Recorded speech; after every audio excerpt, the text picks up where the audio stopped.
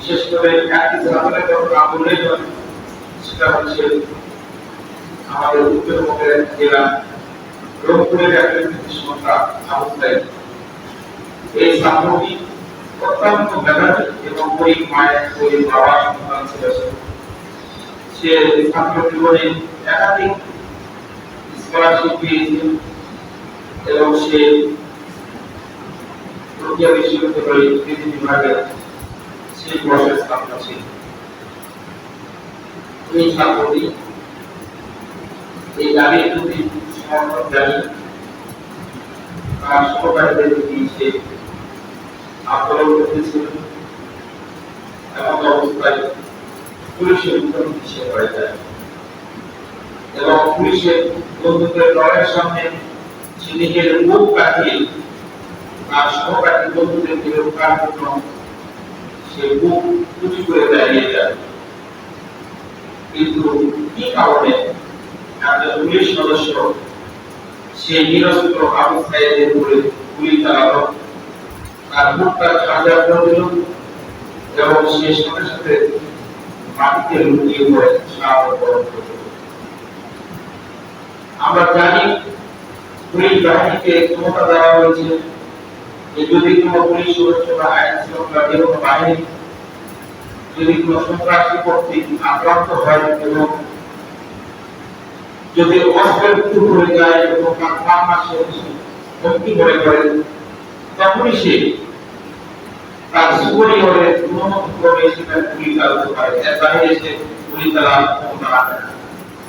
কিন্তু যখন আবু সাইদ তার হাতে কোনো অস্ত্র ছিল না, নিরস্ত্র, এবং সে কোনো ওখানে কোনো নাশকতার কাজেও ছিল না, তাহলে এই আবু সাইদকে কেন গুলি করা হয়? এই গুলি করার মাধ্যমে শুধু আবু সাইদকে হত্যা করা হয়নি, আবু সাইদের পুরো পরিবারের সবকে ধূলিসাৎ করে দেওয়া হয় পরবর্তীতে। আমার কথা যদি আপনারা বোঝেন এবং কথার প্রতি যদি আপনাদের সমর্থন থাকে তাহলে আমাকে সাই দিবেন, সাপোর্ট করবেন। আর যদি আমি কোনো ভুল কথা বলি তাহলে আমার কথা প্রতিবাদ করবেন, কারণ এই কথাগুলো শুধু আপনাদের সামনে আমি বলতেছি না, এই কথাগুলো মিডিয়ার মাধ্যমে বিভিন্ন জায়গায় চলে যাচ্ছে এবং হাজার হাজার মানুষের সামনে এই কথাগুলো চলে যাবে। আপনারা যদি আমার কথা দেখে বুঝতে পারেন, কথাগুলো যদি সঠিক মনে করেন, তাহলে আমার কথা গ্রহণ করবেন। আর যদি আমার কথা উল্টায় করে ওরা ভুল করে থাকেন, সেটাও প্রতিবাদ করা ইখতিয়ার আপনাকে আমি দিচ্ছি।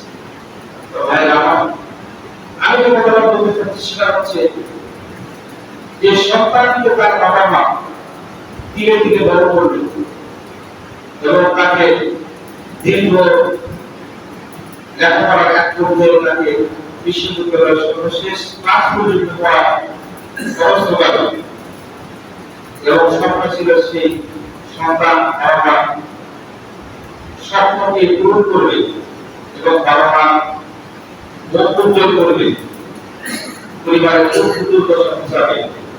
আর সেই সন্তান কেন সবচেয়ে নিরাপদ জায়গা হলো শিক্ষা প্রতিষ্ঠান, বাবা মা কোয়েল করে সবচেয়ে নিরাপদ জায়গা হলো শিক্ষা প্রতিষ্ঠান। সেই শিক্ষা প্রতিষ্ঠান থেকে কেন না করে তাদের বাড়িতে ফিরতে হবে? এই লাশ হওয়ার কারণে মাধ্যমে শুধু একটা স্বার্থী মৃত্যু হলো না, একটা পরিবারের সর্বমোট মৃত্যু হল এবং এই গরিব পরিবারটা আরো অসহায় অবস্থায় পড়ে গেল।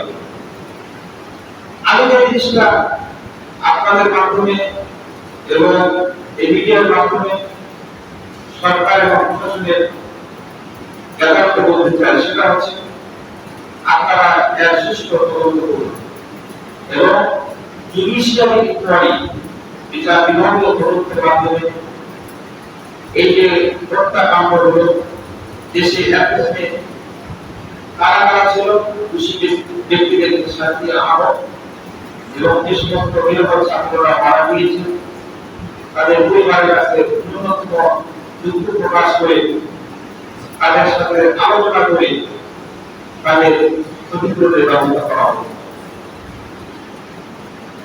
আর যে সমস্ত সদস্যরা, যে সমস্ত বাহিনীর সদস্যরা এই ঘটনাটা ঘটালো, তারা কি সাবধান করলো, অর্থাৎ নিজের থেকে কোনো ঘটনা ঘটে সরকারের উপরে দোষ চাপানোর জন্য এই কাজ করেছে কিনা, এটা অর্থ দিয়ে জানা দরকার। কারণ কোনো ব্যক্তি যদি অপরাধী হয়, তাহলে এই ব্যক্তির অপরাধের জন্য কোনো বাহিনীকে আমরা খুশি বানাতে পারি না, কোনো বাহিনীকে আমরা দোষ দিতে পারি না, অপরাধ ঠিক কিনা। কারণ এই হত্যাকাণ্ডের মাধ্যমে বহির্বিশ্বে আমার দেশের ভাবমূর্তি পূর্ণ হয়েছে, আমার দেশের বাহিনীর ভাবমূর্তি পূর্ণ হয়েছে। আমরা কোনো ব্যক্তির জন্য কোনো বাহিনীকে দায়ী করতে পারি না, এবং কোনো বাহিনীর জন্য আমরা দেশের ভাবমূর্তিকে জলাঞ্জলি দিতে পারি।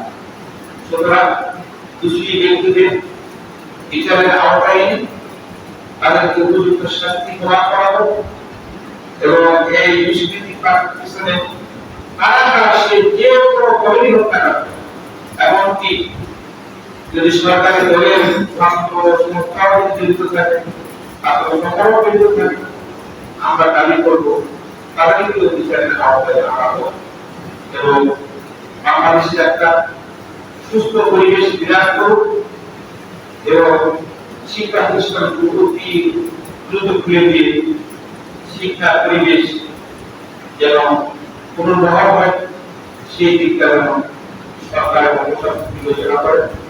আজকে এই জনতার পক্ষ থেকে আমি দাবি জানাচ্ছি।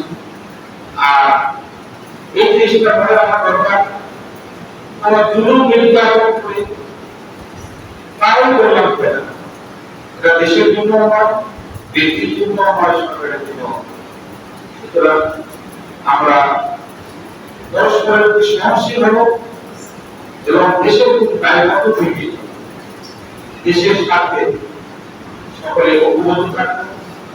এবং আইন শৃঙ্খলা বাহিনীদেরকে আমি বলবো, আপনারা অযথা সত্যি বিরত থাকুন, যাতে করে ব্যক্তি বিশেষের প্রতি উৎসাহী কাজ করবেন, যেন সরকারকে জনগণের কাছে দোষী সাব্যস্ত করার জন্য কোনো সাবকাশ না হয়, সেই দিকটাও আমাদেরকে ঘিরে দেখা দরকার।